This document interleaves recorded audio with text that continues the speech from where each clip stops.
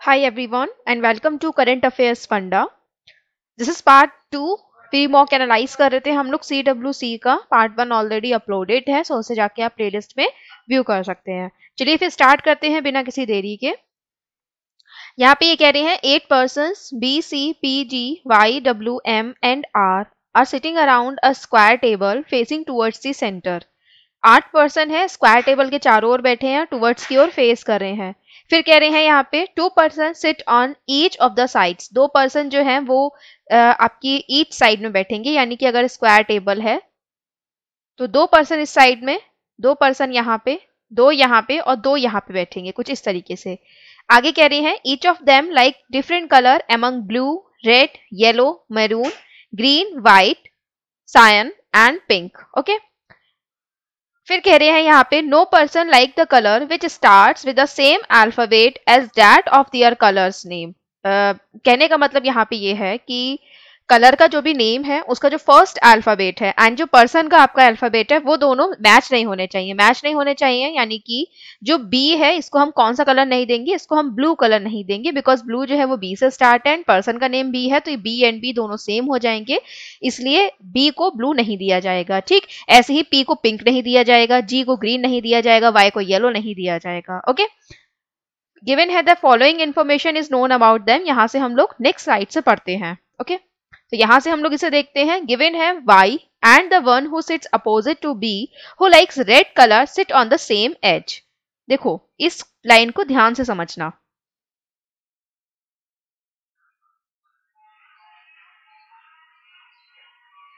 यहां पे कह रहे हैं y and the one who sits opposite to B, y और वो पर्सन जो कि B के अपोजिट बैठा है, ये कैसे बैठेंगे? दोनों सेम साइड में बैठेंगे। ओके, तो अब देखो यहाँ पे समझने की क्या बात है, y and the one who sit opposite to B, y और वो पर्सन जो कि B के अपोजिट बैठा है, who likes red colour, B को क्या पसंद है? रेड कलर पसंद है। हु लाइक यहाँ पे किसके बारे में कहा गया है? B के बारे में कहा गया है। Sit on the same edge, sit on the same edge मतलब यहाँ पे सेम साइड में बैठने के लिए किससे कहा गया है? उससे कहा गया है जो कि बी के अपोजिट है, राइट। अगर इसकी पॉसिबिलिटी बनाऊं तो 2 पॉसिबिलिटी बनेगी। 2 पॉसिबिलिटी कैसे बनेगी? अगर आप y को किसी भी साइड में बैठा ले, चाहे आप यहां पर बैठा ले, चाहे आप यहां बैठा ले, चाहे आप यहां बैठा ले, चाहे आप यहां बैठा ले, y को आप एक साइड में किसी भी तरफ बैठा ले, लेकिन उसके दोनों सीट पर बैठा लेंगे। जैसे कि मान लीजिए आप यहां पर बैठा रहे हैं ऊपर वाली साइड में, तो एक बार में y आपका यहां पर आएगा और सेकेंड टाइम में आपका y यहां पर आएगा। ठीक, तो आपका y जो है वो दोनों तरफ आएगा। अब यहाँ पे आपकी जो फर्स्ट कंडीशन है उसमें b कहां पर आएगा? यहां पर आ जाएगा एंड b को हम रेड दे देंगे, राइट। इस कंडीशन में आपका b यहां पर आ जाएगा और उसको रेड यहां पर दे देंगे। ओके, तो ये आपकी 2 डायग्राम बनकर आएंगे। इसको हटा देंगे। आगे कहा गया है the one who likes green colour sits on the immediate right of the one who likes yellow colour such that both sit on the same edge। यहाँ पे कह रहे हैं कि आपका ग्रीन जो है वो इमीडिएट राइट है किसके? येलो के, और दोनों सेम साइड में बैठेंगे। ओके, तो इसको हम लिख लेते हैं कि येलो के इमीडिएट राइट में आपका क्या आएगा? ग्रीन आएगा। ओके, देन आगे कहा गया है the person to the immediate right of B likes blue colour. तो वो पर्सन जो कि बी के इमीडिएट राइट में है उसे ब्लू कलर पसंद है, तो इन फर्स्ट डायग्राम आपका ब्लू यहां पर आ जाएगा, इन सेकेंड डायग्राम ब्लू यहां पर आ जाएगा। ओके, फिर आगे कह रहे हैं जी who sits opposite to M. तो जी जो है वो कैसे बैठेगा? एम के अपोजिट बैठेगा। डज नॉट लाइक व्हाइट और पिंक, उसको क्या नहीं पसंद है? व्हाइट एंड पिंक नहीं पसंद है, तो जी को क्या नहीं मिलेगा? जी को यहाँ पे क्रॉस करके लिख लेते हैं, जी को व्हाइट नहीं मिलेगा, जी को पिंक नहीं मिलेगा और जी को ग्रीन भी नहीं मिलेगा। ग्रीन क्यों नहीं मिलेगा? क्योंकि यहाँ पे आपसे पीछे कहा गया था सेम अल्फाबेट जो है वो एक साथ नहीं आएंगे, या फिर आप बोल सकते हो कि जिस कलर का फर्स्ट अल्फाबेट जो है अगर वो सेम अल्फाबेट होगा उस पर्सन से, उसको नहीं दिया जाएगा। जैसे कि ग्रीन का आपका जो जी है वो मैच कर रहा है आपका पर्सन के नेम से, इसलिए आपका जी को ग्रीन नहीं दिया जाएगा, राइट। तो इसलिए इसको जी को ग्रीन नहीं देंगे। फिर आगे कह रहे हैं W who like cyan colour sits adjacent to Y. तो डब्लू को क्या पसंद है? साइन कलर पसंद है, और ये एडजेसेंट बैठेगा y की, तो दो पॉसिबिलिटी हैं, w यहाँ भी आ सकता है, w यहाँ भी आ सकता है। सेकेंड डायग्राम में भी w यहाँ भी आ सकता है, w यहाँ भी आ सकता है, तो दो पॉसिबिलिटी है ना। अभी इसको लिखे रहने दो, क्योंकि हम चार पॉसिबिलिटीज तो नहीं बनाएंगे, आगे की दो लाइन और रह गई हैं, मतलब ये एलिमिनेट ही होगा। तो बस इसको ऐसे लिख के छोड़ दो और अलग से लिख लो कि w को हम साइन देंगे। फिर आगे कह रहे हैं r sits adjacent to w but not on the same edge, तो r जो है वो w के एडजेसेंट आएगा लेकिन सेम साइड में नहीं आएगा। अब देखो इन फर्स्ट डायग्राम अगर W यहाँ पे लिखा होता तो हम R अगर इसके एडजेसेंट देते तो हमें R यहाँ पे देना पड़ता, लेकिन अगर हमें R यहाँ देना पड़ता तो आपका W और R कैसे हो जाता है, सेम साइड में हो जाता। इसलिए आपका जो R है वो यहाँ नहीं आएगा और W यहाँ नहीं आएगा, W यहाँ पर फिक्स होगा। इस वाली कंडीशन में अगर आप देखोगे तो अगर मैं W यहाँ पर दूंगी तो R यहाँ पर देना पड़ेगा, लेकिन R यहाँ नहीं दे सकती। क्यों? क्योंकि यहाँ पे आपका सेम साइड में हो जाएगा एडजेसेंट, इसलिए W यहाँ से भी हट जाएगा। ठीक, तो इस कंडीशन में W यहाँ फिक्स होगा और R यहाँ पे, इस कंडीशन में W यहाँ फिक्स होगा और R यहाँ पे। ठीक, W को हम कलर दे देंगे उसका। फिर आगे कह रहे हैं C does not like blue color और green color। C को क्या नहीं पसंद है, ब्लू और green. Okay, G does not like yellow और ब्लू कलर। G को येलो और ब्लू भी नहीं पसंद है। ठीक है, इसको भी लिख लेते हैं। अच्छा, कलर कौन कौन से बचे हैं यहाँ पे, 1 2 3 4 5 कलर तो यही हो गए, और 6 हो गया एक तो आपका साइन कलर, 7 नंबर पे हो गया आपका रेड कलर, और एक कलर और कौन सा है यहाँ पे, 1 2 3 4 5 कलर तो यही हो गए। एक कलर और मिस है यहाँ पे, हम लिख लेते हैं उसको भी। 8 कलर, मतलब जितने भी 8 कलर हैं उनको सबको इकट्ठा लिख लेते हैं एक जगह। पीछे देखते हैं कौन कौन से कलर हैं। मैरून कलर और है, ओके, तो उसको भी लिख लेते हैं। अब देखो यहाँ से आप एलिमिनेट कर सकते हो। एलिमिनेट कैसे कर सकते हो, जी को देखो, ये जो आपके 5 कलर हैं ये तो देने नहीं है। टोटल कितने कलर हैं, 8 कलर हैं, ये 5 कलर देने नहीं है। सैन कलर का यूज हो चुका है, रेड कलर का यूज हो चुका है, यानी कि जी को आप क्या दोगे, जी को मैरून दोगे, तो ये फिक्स हो गया। ठीक, कि जी को आप क्या दोगे, जी को मैरून कलर दोगे, क्योंकि जब भी आपकी ऐसी बात आए कि जी को या फिर किसी पर्सन को ये कलर नहीं देना, वो कलर नहीं देना, तो फटाफट सीधे ये फाइंड करा करो कि इसे कौन कौन से कलर हम दे सकते हैं।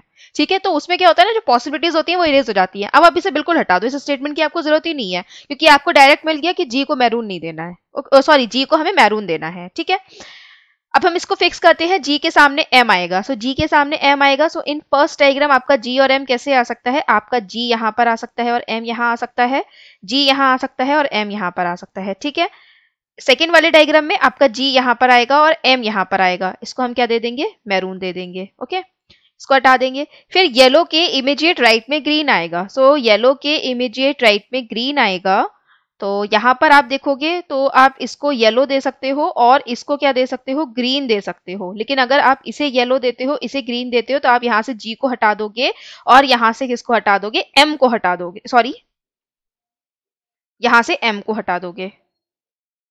ठीक, ये कंडीशन होगी। लेकिन आपका येलो और ग्रीन जो है वो इस साइड में भी आ सकता है, यहाँ पे येलो और यहाँ पर भी ग्रीन आ सकता है, तो ये पॉसिबिलिटी बन रही है ना, इसको भी हम बना लेते हैं। ओके, वैसे आपको जरूरत नहीं है बनाने की, आपको क्यों जरूरत नहीं है मैं इसलिए बता रही हूँ क्योंकि यहाँ पे तो मैं आपको एक्सप्लेन कर रही हूँ। वहां पर आप क्या करो, अगर आपके सामने दो पॉसिबिलिटी हैं, आप प्री का कर रहे हो, तो आप उन दो पॉसिबिलिटी को पहले बना के देख लो, हो सकता है कि आपका आंसर उसी में आ जाए। ओके, अगर आ जाए तो बेहतर है, नहीं आएगा तो फिर तो आपको थर्ड पॉसिबिलिटी बनानी ही है, इसलिए बेहतर है कि आप बना ही लें।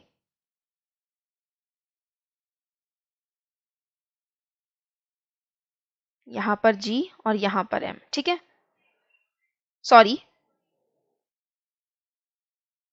इसमें यहाँ पर आपका जी आएगा, यहाँ पर एम आएगा। ठीक है,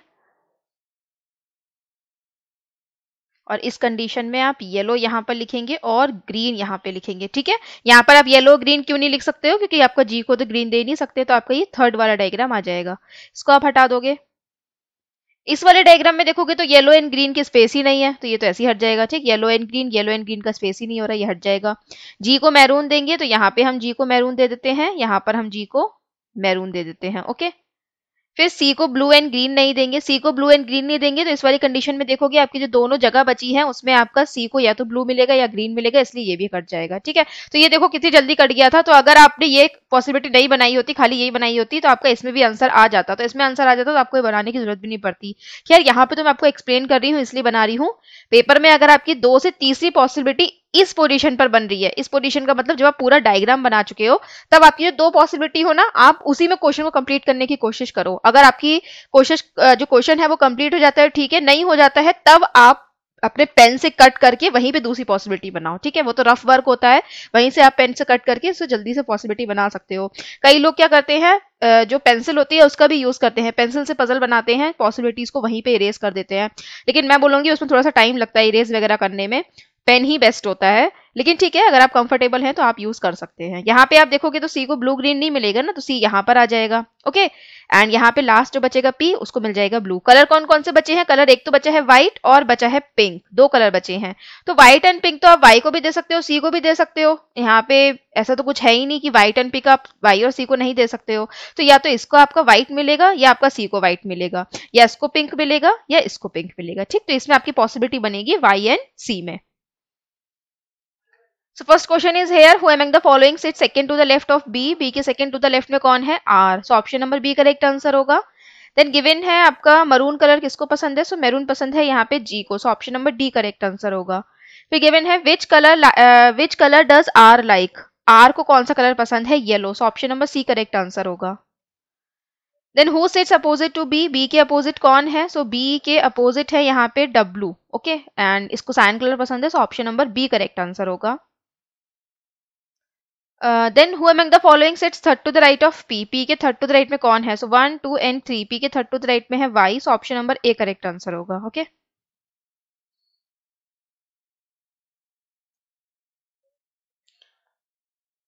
चलिए नेक्स्ट पजल पे आ जाते हैं। Given है certain number of car is parked in a single row in parking area in a manner that they are heading north, okay। यहाँ पे जो कुछ नंबर ऑफ कार्स हैं वो एक सिंगल रो में खड़ी हुई हैं एंड वो नॉर्थ की ओर फेस कर रही हैं। Each car has different number plates but the last 2 digits of only 3 cars are known. लेकिन इसमें से खाली जो आपके लास्ट की जो 2 डिजिट्स है वो खाली 3 कार की आपको पता है। तो कुछ नंबर ऑफ कार्स खड़ी हैं, खाली 3 कार की नंबर प्लेट्स हमें पता है। सॉरी, जो आपकी नंबर प्लेट्स होती हैं उनकी जो लास्ट की 2 डिजिट्स है वो हमें पता है। फिर कहा गया है कि यहाँ पे there are utmost 12 cars parked in a row. यहाँ पे ज्यादा से ज्यादा 12 कार खड़ी हो सकती हैं। The following information is known. यहाँ से हम लोग नेक्स्ट स्लाइड से पढ़ते हैं। जहां भी आपका ये दे दिया जाता है ना कि ज्यादा से ज्यादा 12 आ सकती है, ज्यादा से ज्यादा 13 आ सकती है, वो क्वेश्चन वहीं पे इजी हो जाता है, ओके। तो यहाँ पे लिख सकते हो कि 12 से कम ही रहेंगी, 12 से ज्यादा नहीं रहेंगी, ओके। गिवन है car S is park third to the left of car Q. तो क्यू के थर्ड टू द लेफ्ट में एस आएगा, ओके। गिवन है there is equal number of cars to the left and right of car Q. तो यहाँ पे equal number of car आएंगी Q के राइट में एंड क्यू के लेफ्ट में, इक्वल कार आएंगी। इसको लिख दो आप, इक्वल कार आएंगी, ओके। फिर कह रहे हैं car R is adjacent to car S. Car R जो है वो एडजेसेंट है कार एस के। तो 2 कंडीशन आ सकती है, आर यहां भी आ सकता है और आर यहां भी आ सकता है, ठीक है। फिर आगे कहा गया है the car at the extreme right and has number plate ending with 11। तो वो कार जो कि आपकी राइट एंड में आएगी उस पे 11 नंबर पड़ा हुआ है, ओके। फिर car T is park second to the left of car P such that none of the car is adjacent to Q। तो T जो है वो सेकेंड टू द लेफ्ट है किसके? P के। और ये दोनों आपके कैसे नहीं आएंगे? Q के एडजेसेंट नहीं आएंगे, ओके। देन आगे कहा गया है the one which has number plate ending with P is parked exactly between those which have number plates ending with car 11 and 13। So 11 and 13 के एग्जैक्टली बीच में आपका 12 आएगा। जो आपका गैप है वो दोनों तरफ से 12 को लेकर सेम होगा।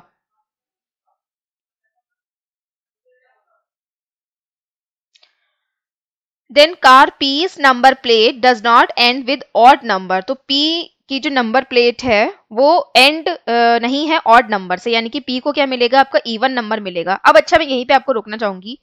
P को इवन नंबर मिलेगा उसका मतलब ये नहीं है कि आप P को 12 दे देंगे। यहाँ पे इन्होंने ये कहा है कि जितनी भी कार खड़ी हैं उनमें से कोई 3 कार का नंबर इन्होंने बताया है 11, 12, 13। जरूरी नहीं है कि यहाँ पे जो आपके अल्फाबेट या फिर यहाँ पे जो भी आपके कार के नाम दिए हैं उन्हीं में से कोई 11 12 13 हो। 11 12 13 जो है वो उसका भी हो सकता है या फिर उस कार का नंबर भी हो सकता है जिसका यहाँ पे नेम मेंशन ही ना करा गया हो। ठीक है, तो आप पी को ये नहीं मानेंगे कि इवन नंबर है तो आप इसे 12 दे देंगे, ऐसा जरूरी नहीं है। हो सकता है कि पी को इससे ये बताया हो कि पी का इवन नंबर है, लेकिन इवन नंबर कौन सा है उसकी इंफॉर्मेशन ना हो, ये भी हो सकता है। राइट, आगे देखते हैं। तो यहाँ पे कहा गया है there are at least 5 cars between cars R and T. तो आर एंड टी के बीच में कम से कम 5 कार आएंगी, या तो 5 आएंगी या 5 से ज्यादा आएंगी। फिर T has number plate ending with इधर 12 और 13। तो टी की जो नंबर प्लेट है उसको 12 या 13 दिया जाएगा। राइट, चलिए अब इसे हम सॉल्व करते हैं। ज्यादातर मैंने आपको क्या बताया है कि जब भी आपका रो वाला क्वेश्चन होता है उसमें आप कौन से वाले पॉइंट को पिक करेंगे, हमेशा उस पॉइंट को पिक करेंगे जिसमें आपका इस तरीके से गिवन हो कि इन 2 पर्सन के बीच में या इन 2 कार के बीच में 5 पर्सन आएंगे, 6 पर्सन आएंगे, 7 पर्सन आएंगे, मतलब जितना ज्यादा से ज्यादा गैप हो। ओके, जितना ज्यादा से ज्यादा गैप होता है उतना ही डायग्राम जो है वो कम बनते हैं। तो यहाँ पे क्या कहा गया है कि आर और टी के बीच में आपके 5 बनेंगे या 5 से ज्यादा, सॉरी 5 आएंगे या 5 से ज्यादा आएंगे, तो हम इस पॉइंट को पिक करेंगे। प्लस आपको यहाँ पे एक पॉइंट और ध्यान में रखना है कि क्यू के आपके राइट एंड लेफ्ट दोनों तरफ इक्वल नंबर आएंगे, मतलब इक्वल कार आएंगी, साथ में आपकी ज्यादा से ज्यादा 12 कार आएंगी। तो अगर आप देखोगे आर और टी को, तो आर के लेफ्ट में आप टी को नहीं लिख सकते। क्यों नहीं लिख सकते? क्योंकि अगर आप आर के लेफ्ट में 5 का गैप करके टी को दोगे तो क्यू के लेफ्ट एंड राइट अगर आप प्लस करोगे तो वो 12 से ज्यादा जाएगा। इतना आप अंदाजा लगा सकते हो बिना ड्रॉ करे। अगर आप ड्रॉ करोगे तो ड्रॉ करके देख लो, 1 हो गया, ठीक है, एक तो ये हो गया, 4 का गैप और दोगे और फिर आएगा टी। ठीक है, तो कितने हो गए यहाँ पे सीट कितनी बड़ी, 5 तो इस साइड में बढ़ी, बाकी 6 7 और 8, यानी कि क्यू के लेफ्ट में 8 सीट बढ़ जाएंगी, यानी कि क्यू के राइट में भी 8 सीट बढ़ेंगी, और एक हो गया क्यू। टोटल कितनी सीट हो जाएंगी यहाँ पे आपकी? करीबन 17 सीट हो जाएंगी। इसी वजह से आपके आर के लेफ्ट में ना जाके आर की राइट में हम टी को अभी 5 का गैप में ही बढ़ाएंगे। ठीक, 5 से ज्यादा भी हो सकता है लेकिन अभी हम 5 की गैप ही देते हैं। सो 1 2 3 4 5 और यहां पर आ जाएगा टी। ठीक है, इसी के संग हम अभी ये वाला पॉइंट भी पिक कर लेते हैं टी एंड पी के बारे में। तो इस हिसाब से पी आ जाएगा यहाँ पे। अब देखो क्यू की राइट में कितनी कार गई, 1 2 3 4 5 6 चली गई। अब क्यू की राइट में 6 हो गई तो क्यू की लेफ्ट में भी 6 होनी चाहिए, क्योंकि टोटल इक्वल होगा यहाँ पे। इसका मतलब 6 इधर और 6 इधर, 12 तो ये हो गई, बाकी क्यू एक 13 हो गई। जब 13 हो गई तो आप देखोगे ये तो 12 से ज्यादा चला गया नंबर, और जबकि हमने कम से कम अभी 5 का ही गैप लिया है, जो यहाँ पे मेंशन करा गया है कम से कम आपको 5 का गैप लेना है, हमने वही कम से कम 5 का गैप लिया है। ठीक, तो इस वजह से आपकी जो ये वाली पॉसिबिलिटी है ये भी यहाँ पे क्या हो जाएगी, एलिमिनेट हो जाएगी। ठीक है, आई होप आपको ये समझ आया होगा। हमने क्या करा, यहाँ पे हम जो गैप था उसको लेफ्ट साइड में ले नहीं सकते थे, क्योंकि इस तरीके से तो आपकी 17 सीट बढ़ रही थी। जब हमने राइट साइड में लिया तो राइट साइड में जब हमने टी को लिखा तो हमको एक पॉइंट यहाँ पे और दिखाई दिया कि आपका जो पी है वो टी के राइट में आएगा, या फिर आपका जो टी है वो पी के लेफ्ट में आएगा। इस वजह से यहाँ पे इस साइड में 2 सीट और बढ़ेंगी, 2 सीट और बढ़ेंगी तो 6 इधर बढ़ गई, 6 इधर बढ़ गई, दोनों तरफ 6 बढ़ गई, तो एक हो गया क्यू, यानी कि टोटल 13 सीट हो गई। तो इस हिसाब से ये वाली पॉसिबिलिटी तो कट जाएगी, क्योंकि 12 से ऊपर चला गया नंबर। तो इसको हम क्या करेंगे, अब यहाँ पे इरेज कर देंगे। ठीक, इस वाले क्वेश्चन की खूब प्रैक्टिस करिए, इसको आप तभी ढंग से समझ पाएंगे। ऐसे ही हम यहाँ पे 1 2 3 4 5 का गैप करेंगे और टी यहाँ पर आ जाएगा। ओके, लेफ्ट में नहीं देंगे बिकॉज सीट ज्यादा बढ़ जाएंगी, अभी हमने पहले वाले उसमें देखा था, तो हम क्यू की लेफ्ट में नहीं देंगे, क्योंकि राइट में ही देंगे। टी को हम इस साइड में लिखेंगे। ये हमने 5 का गैप दिया है, हम 5 से ज्यादा भी दे सकते हैं। उससे पहले हम लोग यहाँ पे पी को बढ़ा के देख लेते हैं। ठीक, अब यहाँ पे देखो क्योंकि राइट और लेफ्ट में कितने कितने हो गए, 1 2 3 4 हो गए, एंड 1 2 3 4 यहाँ पर हो गए, तो कितने हो गए यहाँ पे, ये 9 हो गए। ठीक, 4 इधर 9 हो गए। तो इसके अलावा देखो गैप हम और भी बढ़ा सकते हैं, गैप हम और भी बढ़ा सकते हैं, मतलब जैसे कि आपका जो 5 का गैप है उसको हम 6 का भी कर सकते हैं। तो 1 2 3 4 5 एंड 6, और टी हम यहाँ भी लिख सकते हैं। इस हिसाब से पी यहाँ पर आ जाएगा। अब देखो क्यू की राइट में कितने हैं, 1 2 3 4 5 इधर है, 1 2 3 4 इधर है, 5 यहाँ पे और बढ़ जाएंगे। ठीक है, तो 5 और 5 टोटल कितने हो गए यहाँ पे, 10 हो गए, और एक क्या हो गया यहाँ पे, क्यू हो गया, टोटल 11 हो गए, 12 से ऊपर नहीं है, तो ये पॉसिबिलिटी बन सकती है। ठीक है, तो ये पॉसिबिलिटी बनेगी, ये पॉसिबिलिटी बढ़ेगी। अभी आपको ये नहीं मानना है कि पी आपका एंड में ही आ गया है, हो सकता है कि यहाँ पे अभी एक सीट यहाँ बढ़े तो एक सीट यहाँ पर भी बढ़ जाए। ठीक, ये भी हो सकता है। तो अभी हम क्या कर रहे हैं, इसको लिख नहीं रहे हैं, लेकिन अगर सीट बढ़ेगी तो उसको हम देखेंगे। ठीक, अच्छा, इसके अलावा और कोई पॉइंट देखते हैं। तो टी एंड पी क्यू के पास नहीं आएंगे, तो ठीक है, R plus T, R of T के बीच में आपके 5 से ज्यादा का गैप आएगा या 5 का गैप आएगा, ये भी हमारा हो चुका है। टी को हम 12 या 13 देंगे तो ठीक है, अभी हम इसे स्किप करते हैं। टी एंड पी ये भी हो चुका है। अच्छा, पी को इवन मिलेगा तो यहाँ पर पी को क्या मिलेगा, इवन मिलेगा। ओके, क्योंकि दोनों तरफ इक्वल होंगे। ठीक है, राइट एंड में 11 आएगा। सो राइट एंड में 11 आएगा तो आप यहाँ पे देखोगे राइट एंड में 11 आएगा तो आपका जो ये वाला डायग्राम है इसमें आप देखोगे तो 1 2 3 4 5 6 7 8 9 10 एंड 11 सीट हो चुकी है। ठीक, अब आप इसमें एक भी सीट नहीं बढ़ा सकते हो ज्यादा। क्यों नहीं बढ़ा सकते हो? क्योंकि अगर आप एक भी सीट ज्यादा बढ़ाओगे तो आपको क्या करनी पड़ेगी, एक सीट और बढ़ानी पड़ेगी। क्योंकि अगर आप इधर की तरफ एक बढ़ाते हो तो आपको एक इधर ही बढ़ाना पड़ेगा, क्योंकि राइट और लेफ्ट दोनों तरफ हमें सीट जो है वो इक्वल चाहिए। तो आप जब भी बढ़ाओगे खाली एक सीट नहीं बढ़ा सकते, हमेशा 2 सीट बढ़ाओगे, एक राइट में और एक लेफ्ट में। अब देखो यहाँ पे क्या कहा गया है कि राइट एंड में जो सीट है उसको हमें 11 नंबर देना है, लेकिन पी को हमें क्या देना है, इवन नंबर देना है। पी को हमें इवन नंबर देना है, लेकिन यहाँ पे तो इसे 11 दिया जा रहा है, इसलिए ये पॉसिबिलिटी कट जाएगी। ठीक, पी जो है वो आपका कैसे आएगा, राइट एंड में आएगा। क्यों? क्योंकि आपकी कितने बढ़ गए, 11 सीट हो गई। आप ज्यादा से ज्यादा 11 ही बढ़ा सकते हैं। क्यों? क्योंकि अगर आप एक सीट और यहाँ पे बढ़ाते हो तो यहाँ पे क्यू के राइट में कितनी हो जाएंगी, 6। इस हिसाब से आपको क्यू की लेफ्ट में भी 6 चाहिए होंगी। ओके, और अगर 6 इधर बढ़ाओगे, 6 इधर बढ़ाओगे और एक क्यू हो गया तो टोटल कितनी हो जाएंगी, 13 हो जाएंगी। तो ये तो 12 से ऊपर चला गया ना, इसलिए आप ज्यादा से ज्यादा 11 ही दे सकते हो। तो अगर आप ज्यादा से ज्यादा 11 सीट बना रहे हो तो इस हिसाब से आपका पी एंड में हो गया, और पी एंड में हो गया तो आपको पी को क्या देना पड़ रहा है, 11 देना पड़ रहा है, लेकिन पी को तो आपको इवन देना है, इसलिए ये कंडीशन भी यहाँ पे कट जाएगी। इस कंडीशन में आप देखोगे तो यहाँ पर जो P है वो एंड में नहीं आएगा। ठीक, एंड में क्यों नहीं आएगा, क्योंकि अगर आप इसे 11 दोगे तो यहाँ पर ये पॉसिबिलिटी गलत हो जाएगी, इसलिए यहाँ पर आप एक सीट इधर बढ़ाओ और एक सीट इधर बढ़ाओ। ठीक, दोनों तरफ एक एक सीट बढ़ाओ। अब देखो तो 1 2 3 4 5 इसकी कैसी हो गई आपके लेफ्ट में, एंड 1 2 3 4 5 कैसे हो गई इसके राइट में। तो 5 इधर और 5 इधर, और बीच में क्या हो गया आपका, एक सीट ये हो गई। टोटल कितने हो गए यहाँ पे, 11 हो गए। ठीक है, अब आप 11 इसे दे सकते हो। ये वाला जो पर्सन है या ये वाली जो कार है इसको आप राइट एंड पर ये खड़ी होगी और इसको आप 11 नंबर दे सकते हो। ठीक, अब आप इसे हटा दोगे, इसे भी हटा दोगे। अच्छा, टी को 12 या 13 देना है। ठीक है, 12 या 13 देना है, और फिर यहाँ पे ये कहा गया है कि आपका 12 जो है वो 13 और 11 के एग्जैक्टली बीच में आएगा। अगर देखो मैं टी को 13 देती हूँ तो 12 जो है वो 11 और 13 के एग्जैक्टली बीच में आएगा। तो आप एग्जैक्टली बीच में कैसे दे सकते हो, यहाँ पे एग्जैक्टली बीच में का तो मतलब ये होता है कि दोनों तरफ से जो गैप है वो सेम होना चाहिए। तो 12 तो आप बीच में दे नहीं सकते, इसलिए टी को आप क्या दोगे, 13 नहीं दोगे, टी को आप 12 दोगे। 1 एंड 2 का गैप आपका 11 12 में है, 1 एंड 2 का गैप आप यहाँ पे दोगे और 13 यहाँ आ जाएगा। ठीक है, इसको भी आप हटा दोगे, तो इस तरीके से आपका आंसर आ जाएगा। ये हो गया आपका करेक्ट आंसर। कितनी पार्क है इस पार्किंग एरिया में, 11 कार पार्क है। So option number B correct answer होगा। देन पी के एडजेसेंट कौन है, सो पी के एडजेसेंट है 11 वाली कार। ठीक, तो option number C correct answer होगा। Then how many cars are left to the car R, R की लेफ्ट में कितनी कार है, तो 1 है। ओके, ऑप्शन नंबर सी।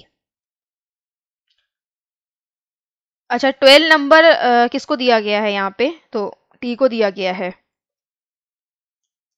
फिर how many cars are to the right of Q, Q की right में कितनी कार है, सो 1 2 3 4 एंड 5 है। So option number B correct answer होगा। इनइक्वालिटी का क्वेश्चन है, गिवन है y is greater than v, so y is greater than v, y यहाँ पर है, v यहाँ पर है, w कनेक्ट कर रहा है। तो y is greater than w, w is equal to u and u is greater than equal to v, तो आपका 1 करेक्ट आंसर होगा। g is greater than r, okay, so g is greater than r यहाँ पर हो गया और r यहाँ पर हो गया। ठीक है, अब g तो है वो ग्रेटर देन हो ही नहीं सकता, वो स्मॉलर देन ही रहेगा। ठीक, तो सेकेंड आपका यहाँ पे नहीं आएगा। फिर f is greater than equal to u, so f यहाँ पर है और u यहाँ पर है। ओके, और f भी ग्रेटर देन हो नहीं सकता क्योंकि स्टार्टिंग में ही f जो है स्मॉलर देन दिखा दिया गया है, तो खाली आपका फर्स्ट ट्रू होगा। So option number A correct answer होगा। Only conclusion first is true.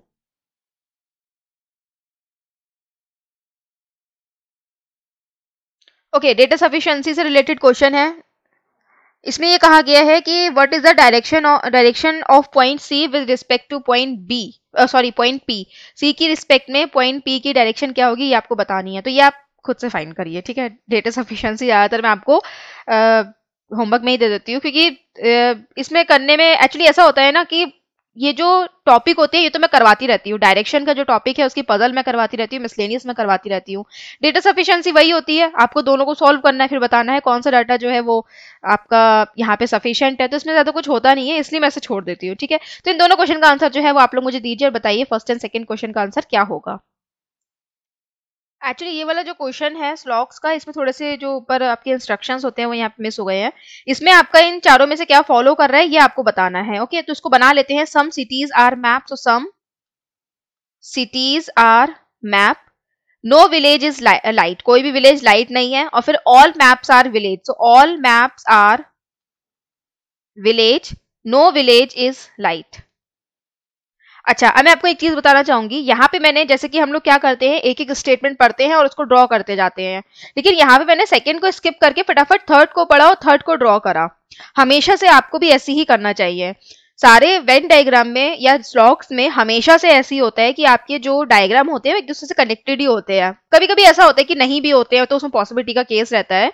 तो आपको क्या करना चाहिए, यहाँ पे साथ साथ डायग्राम बनाने की जरूरत नहीं है। साथ साथ का मतलब, अगर मैं इसके बाद जस्ट ये वाला बनाती तो मैं कैसे बनाती, जैसे कि बनाती सम सिटीज आर मैप, ओके, फिर मैं ये बनाती नो विलेज इज लाइट, ठीक, फिर मैं ये वाला पढ़ती all maps are village, all maps are village पढ़ती, तो फिर मुझे क्या करना पड़ता, यहाँ पर मैप बनाना पड़ता, फिर यहाँ पे सिटी बनानी पड़ती, मतलब ये डायग्राम मुझे दोबारा बनाना पड़ता। ठीक, तो मैंने क्या करा, सेकंड वाले को स्किप कर दिया, मैंने फटाफट थर्ड से पढ़ा। क्या थर्ड जो है वो फर्स्ट वाले से कनेक्ट है? अगर यहाँ पे थर्ड फर्स्ट वाले से कनेक्ट है और सेकंड वाला थर्ड वाले से कनेक्ट है, तो यहाँ पे मैं इजिली इनको साथ साथ ड्रॉ कर सकती हूँ। तो ये चीज आपको भी ध्यान रखनी है, ठीक है। तो ये खाली प्रैक्टिस से आएगा, इसकी प्रैक्टिस करो तो आपको इस चीज में आपका जो हाथ है वो सेट रहेगा।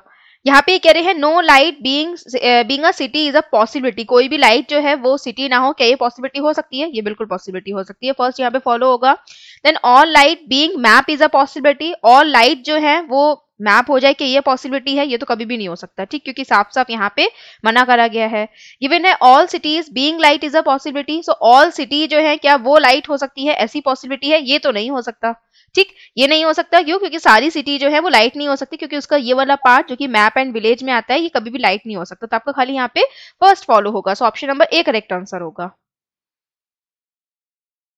गिवन है Ved walk 5 towards east, 5 metre जो है वो ईस्ट में चलता है, then turn left walk for 6 metre, left मुड़ता है और 6 मीटर चलता है, turns left and walk for 8 metre, फिर वो लेफ्ट टर्न करता है और 8 मीटर चलता है, turns left walk for 9 metre और फिर वो लेफ्ट टर्न करता है एंड 9 मीटर चलता है, फिर turn left and walk 3 metre और फिर वो लेफ्ट टर्न करता है और 3 मीटर चलता है, यानी कि यहाँ पर पहुंच जाएगा। ठीक, यहीं पर क्यों पहुंचेगा? क्योंकि ये टोटल आपने जो ऊपर लिया ये 8 था, यहाँ पे ये कितना था, 5 था, यानी कि ये कितना होगा, 3 होगा। ओके, फिर गिवन है turn right and walk 6 metre, उसके बाद वो राइट टर्न करता है, sorry, and walk 4 metre and यहाँ पे ये कितना चलता है, 4 मीटर चलता है। ठीक, इस हिसाब से ये चलेगा।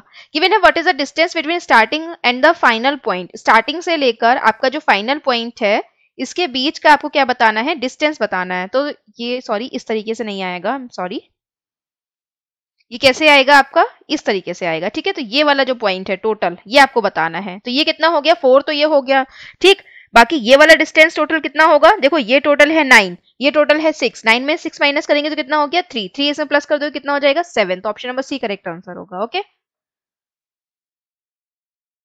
given है there are only 7 members p q r s t u n v in a 3 generation family, only married couple have children, इसमें जो खाली मैरिड कपल है उन्हीं के बच्चे होंगे। फिर गिवन है V is father's only sister mother is Q, तो V is father's only sisters mother is Q. S is son of T who is not in second generation of the family, S is son of T who is not in second generation. अब देखो सीधा सा logic है, अगर T second generation में नहीं है तो टी कौन सी जनरेशन में होगा, फर्स्ट में होगा। ठीक, थर्ड में तो हो नहीं सकता ना, थर्ड में क्यों नहीं हो सकता, क्योंकि 3 जनरेशन फैमिली है। अगर टी को थर्ड में डाल दूंगी तो एस फोर्थ में आ जाएगा, यानी कि टी जो है वो यहाँ पे कहीं आएगा। ठीक, या तो आपका क्यू का ये कौन होगा, हस्बैंड होगा, या फिर क्यू का ब्रदर सिस्टर में होगा, या इसके हस्बैंड का ब्रदर सिस्टर होगा। ठीक, देन आपका गिवन है R is sibling of P, R जो है वो सिबलिंग है किसका, पी का। ठीक, हु हैज ओनली 1 डॉटर, जिसकी एक 1 डॉटर है। एस हैज एटलीस्ट 1 ब्रदर, तो एस का क्या है, कम से कम एक ब्रदर होगा। ओके, यहाँ पे इस तरीके से दिखाया गया है। अब देखते हैं इसको हम यहाँ पे रख के, अगर देखोगे तो 1 2 3 एंड 4 तो यहीं पर हो गए हैं। ओके, 4 यहाँ पर आ गए हैं। अब देखो खाली मैरिड कपल के यहाँ पे चिल्ड्रन है, इसका मतलब एक सीट तो यहाँ बढ़ेगी और एक सीट यहाँ बढ़ेगी। टोटल कितने हो गए ये, 1 2 3 4 5 एंड 6 हो गए, खाली एक आप बॉक्स और बढ़ा सकते हो मेल या फीमेल का। अब टी जो है वो कहाँ आ सकता है, यहाँ पर आ सकता है, टी यहाँ पर आ सकता है, तो एस जो है वो या तो यहाँ पर आएगा, ठीक है। एस अगर यहाँ पर आएगा तो यहाँ पर इसका एक ब्रदर और बढ़ेगा, ठीक। तो एस जो है वो यहां भी आ सकता है, एस जो है वो यहां भी आ सकता है, दोनों जगह एस आ सकता है। अगर हम बात करते हैं पी की, तो पी को अगर मैं यहाँ पे यहाँ पे यहाँ पे और यहाँ पे इनमें से कहीं भी जगह लिखती हूँ तो यहाँ पे पी के संग हमें एक सीट और बढ़ानी पड़ेगी, ठीक, हमें एक सीट और बढ़ानी पड़ेगी। जबकि हम यहाँ पे अब और सीट नहीं बढ़ा सकते, क्यों नहीं बढ़ा सकते, क्योंकि 1 2 3 4 5 6 एंड 7 सीट्स हमारी हो गई हैं। 7 सीट कैसे हो गई कि हमने जब टी को फर्स्ट जनरेशन में लिखा तो हमने एस को यहाँ पे सेकेंड जनरेशन में देना है, और एस को सेकेंड जनरेशन में देना है, तो यहाँ पे क्या कहा गया था कि एस जो है वो टी का सन है, प्लस ये भी एक मेल है और इसका एक ब्रदर और होगा, तो एक ब्रदर और होगा यानी कि अभी एक यहाँ पे सीट ब्रदर की और बढ़ेगी, इस वजह से हमने यहाँ पे एक सीट ब्रदर की और बढ़ा दी है। अब हम यहाँ पे एक भी सीट नहीं बढ़ा सकते, तो अगर पी को मैं यहाँ पे यहाँ पे यहाँ पे कहीं देती हूँ तो मुझे इसकी क्या दिखानी पड़ेगी, डॉटर दिखानी पड़ेगी, इस वजह से मैं इसकी डॉटर नहीं दिखा सकती। तो पी जो है वो कहाँ पर आएगा, पी जो है वो यहाँ पर आएगा। क्यों क्यों मैंने पी को यहाँ पे क्यों नहीं दिया, मैंने पी को यहाँ पे इसलिए नहीं दिया क्योंकि पी की यहाँ पे सिस्टर या फिर ब्रदर है आर। अगर पी की सिस्टर या फिर ब्रदर आर मुझे दिखाना होगा तो मुझे यहाँ पे एक सीट और बढ़ानी पड़ेगी, जबकि मैं सीट नहीं बढ़ा सकती, इसलिए मैंने पी को यहाँ पे कहा दिया, यहाँ पे मैंने पी को टी का सन दिखाया। एस को यहाँ हटा देंगे तो एस को हम यहाँ लिख देंगे, ठीक। पी के यहाँ पे डॉटर क्या हो गई, वी हो गई। आर जो है वो कहां पर आ जाएगा, आर यहाँ पर आ जाएगा, ठीक। ये कौन हो गई, इसकी सिबलिंग हो गई या फिर इसकी सिस्टर हो गई, ठीक।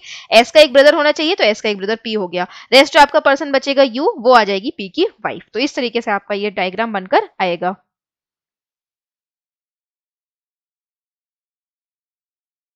How is P related to S, P जो है वो कैसे रिलेटेड है एस से, तो पी कौन है यहाँ पे, इसका ब्रदर है, so option number A correct answer होगा। देन गिवन है how is V related to T son, V कैसे रिलेटेड है टी के सन के, ओके।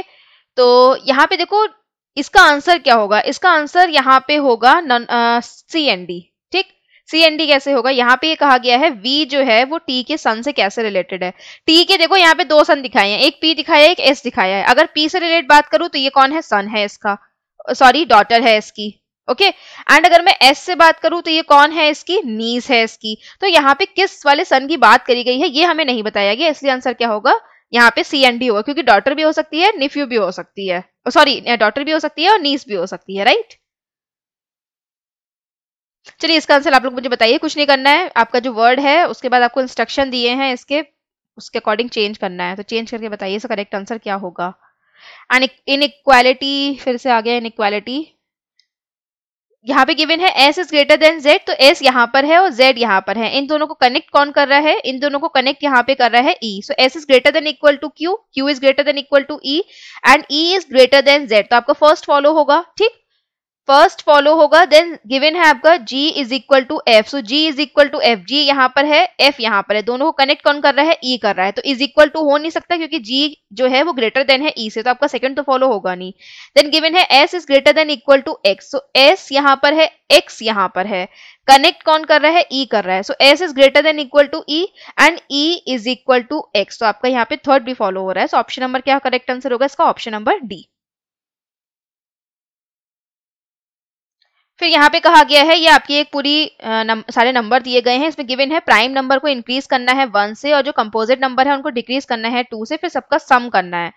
तो 8 जो है वो क्या है आपका कंपोजिट नंबर है, इसको डिक्रीज कर दीजिए 2 से, 9 भी आप डिक्रीज कर दीजिए 2 से, 7 आप इंक्रीज कर देंगे 1 से because 7 is a prime number, then 3 is a prime number आप इंक्रीज कर देंगे, 5 को आप इंक्रीज कर देंगे, 6 को आप डिक्रीज कर देंगे, 2 इज अ प्राइम नंबर आप इंक्रीज करेंगे, 4 इज अ कंपोजिट नंबर आप डिक्रीज करेंगे। अब आप इसे प्लस कर लीजिए, 6 plus 7 is equal to 13, 8 plus 12 is equal to 12, 6 plus 4 is equal to 10, 3 plus 2 is equal to 5, ठीक है, 5 6 7 10 और यहाँ पर कितना आ जाएगा 40, so option number C correct answer होगा। चलिए इस सेशन को हम यहीं पे दी एंड करते हैं एंड चैनल को सब्सक्राइब कर लीजिए ताकि आपको रेगुलर नोटिफिकेशन मिलते रहे। इसके बाद आपकी एलआईसी की जो क्लासेस हैं वो आना स्टार्ट हो जाएंगी, तो आपके लिए वो काफ़ी फायदेमंद होने वाली हैं, तो उस सीरीज को आप जरूर देखें। Thanks for watching this video, have a nice day.